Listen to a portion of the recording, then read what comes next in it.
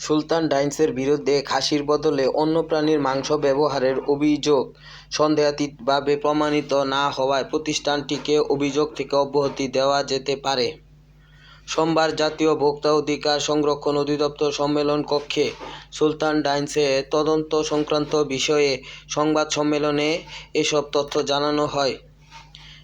রেস্তোরাঁটি সরেজমিনে তদন্ত এবং অভিযুক্ত মৌখিক ও লিখিত বক্তব্য পর্যালোচনা করে ভোক্তা অধিদপ্তরের মহাপরিচালক AHM শফিউজ্জামান তার বক্তব্যে বলেন, সুলতান ডাইন্স মা-বাবার দোয়া গোশত বিতান কাপ্তান বাজার নামক ভেন্ডরের মাধ্যমে খাসির গোশত সংগ্রহ করে থাকে।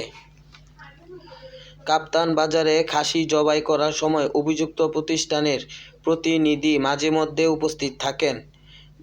ভেন্ডর নিজ দায়িত্বে মাংস অভিযুক্ত প্রতিষ্ঠানে মাংস পৌঁছান।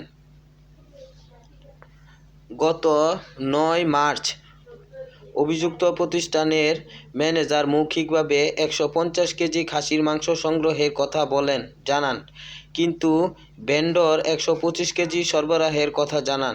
সন্দেহযুক্ত চিকন হাড়ের ব্যাপারে অভিযুক্ত জানান যে ৭ থেকে ৯ কেজি ওজনের খাসির মাংস তারা ব্যবহার করেন। আকারে ছোট হওয়া এসব খাসির হাড় চিকন হয়। এদিকে যে মোবাইল নাম্বার থেকে অভিযুক্ত প্রতিষ্ঠানে অভিযোগ দেওয়া হয়েছিল তাও বন্ধ পাওয়া যায়।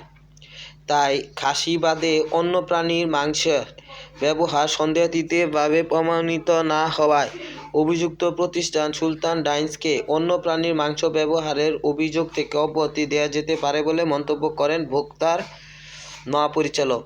এর আগে বিরিয়ানিতে অন্য প্রাণীর মাংস দেওয়ার অভিযোগ ওঠার পর ৯ মার্চ গুলশানে সুলতান ডাইন্সে অভিযান চালায় নিরাপদ খাদ্য কর্তৃপক্ষ এবং জাতীয় ভোক্তা অধিকার সংরক্ষণ অধিদপ্তর। তার প্রেক্ষিতে আজকে সংবাদ সম্মেলন আয়োজন করা হয়।